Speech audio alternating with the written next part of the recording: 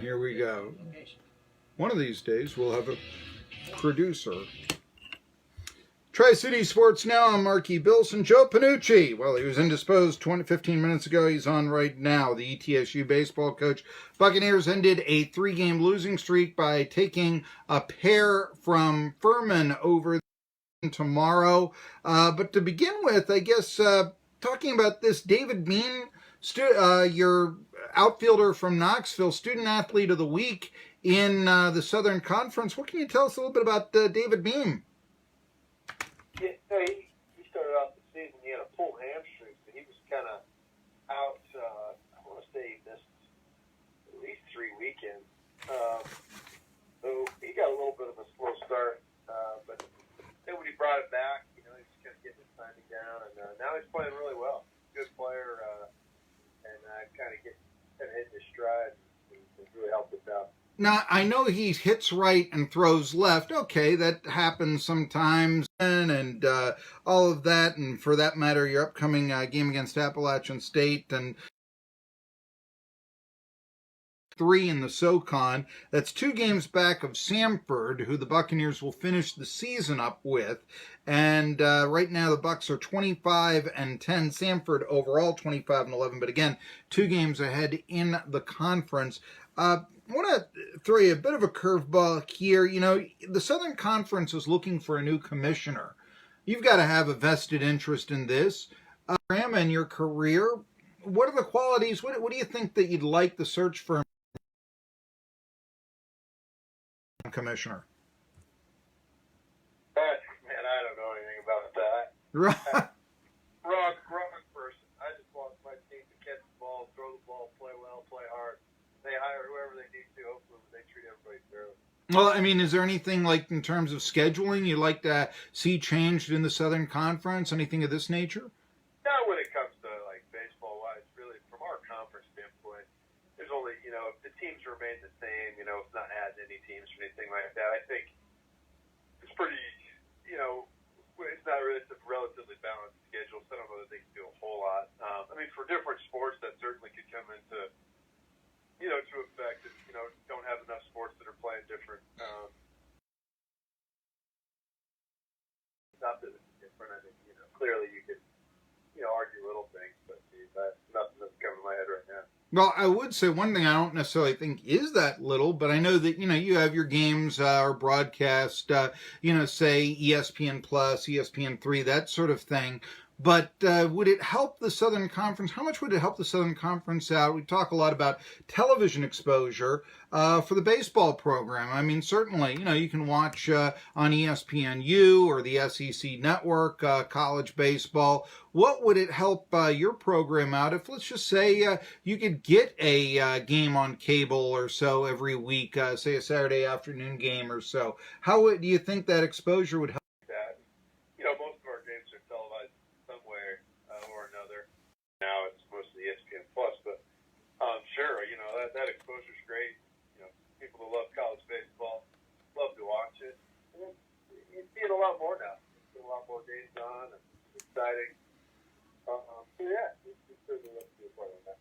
Well, we're talking to Joe Pennucci. He's the baseball coach of the 25-10 ETSU Buccaneers, who come off a couple of victories after, Furman defeated you in 12 innings, and for that matter, 3-game losing streak, and take a couple of games from Furman on the road this weekend.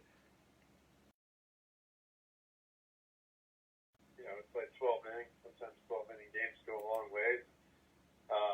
We lost the lead, and there were some things that kind of led to that, but, I certainly were in the game when you get that deep into an hour and a half before it started, and it was great to see those guys, our team, just, wants to win and wants to compete. That's a long day. I mean, we left the hotel at, I think, 10 o'clock, and we didn't wrap up that night, so, I think it was about 10:30. So it's a long day. It's tough to squeeze a doubleheader at any point, and it was pretty exciting to be able to do that. Scored runs in we need. 116 pitches over going into the seventh inning, and even struck out 8 batters in 6 2/3 innings. Again, you can't argue with a guy who's undefeated, but tell us about Landon Knack. Is this guy a real prospect? He's been great. Yeah, he really has done a great job. And, really been able to manage his fastball and to do some things that, pitching both sides of the plate, doing some stuff that, when you do those things, you usually can help yourself out. Throws a lot of strikes, really competes. And, shoot, man, he's only made a couple of mistakes the other day. He's really well. And he's certainly been great to have him show up on Saturday. Well, he's and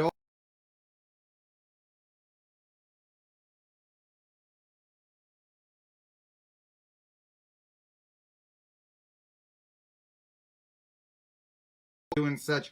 I'm guessing if this is his background, you didn't have to do a whole lot of coaching. It sounds to me that that's a baseball family and kind of a turnkey player. So has Knack been sort of the guy that you just wanted to stay out of his hair and not mess up, or are there some things that you've been able to tweak that have gotten to be 8-0 this year? Try to let him play.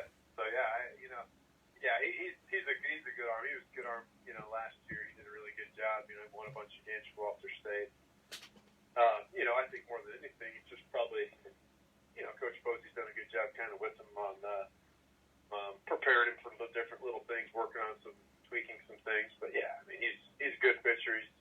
He's always been good. He's always been a competitor, and those things kind of have shown.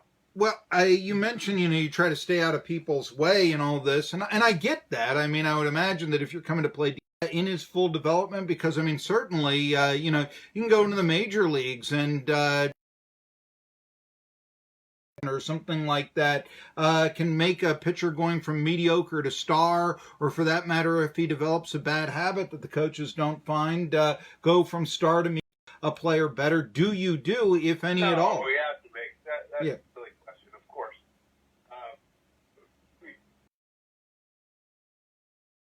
We have to get them better. We teach them to compete a little bit and understand what they have to do at this level. I think that's the big thing. I think more than anything, you're bringing a skilled player in. You're trying to, get the most out of them. And in some ways, there's some guys that you develop a little bit. Saying, hey, what makes me successful? What pitches can I hit?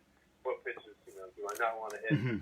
I think those are a lot of things that the development comes from. It's from the approach standpoint, and certainly, if you look at the young players we have on our team, which is quite a lot of them, I feel like, there's some ups and downs. His breaking ball, he was able to command his fastball, and he had to show his changeup to some of the left-handed hitters, and he did a really good job of that. So he's been pretty good all year. He's done a great job. Yeah. Throwing strikes and mixing and just kind of really pitching more than anything. And, he got hit a little bit against VMI, but it wasn't anything that, was anything alarming. I thought he did a good job. He kept us in the game. We just didn't score, but I think, this time he did a really good job and we were able to get him some runs. It was 4 runs, I think, against VMI and a start that went deep into the game, if memory serves. Correct me if I'm wrong, but and all that. So, that can be in a middle bat league, certainly good enough to win. Joe Pennucci, though, now Appalachian State, that's the out-of-conference game that comes in. You're not... I don't know. That's a good question. I guess we haven't played them since I've been here, and I know they're in a good conference, and they have a really good head coach. He's trying to get something going over there, and I think he's going to do that. So I think maybe in the future we're obviously going to start playing each other, every year, at least once, maybe twice. And, they're always going to be competitive games, and it's going to be good to have them on schedule every year. So that's something to look forward to. I know that there was a lot of talk of regrouping the basketball rivalry. Certainly the football team begins with Appalachian State next year, and I believe they also play them, and there's a game scheduled for the next decade over in Boone.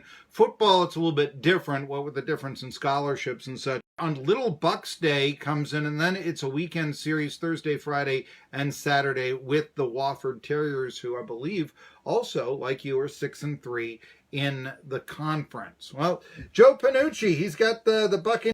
Again, it appears to be on their way to their second straight winning season, 25-10, and people want to know what's wrong. It's not like the same old days. So anyway, ETSU fighting for the Southern Conference Championship. Joe Pennucci joining me.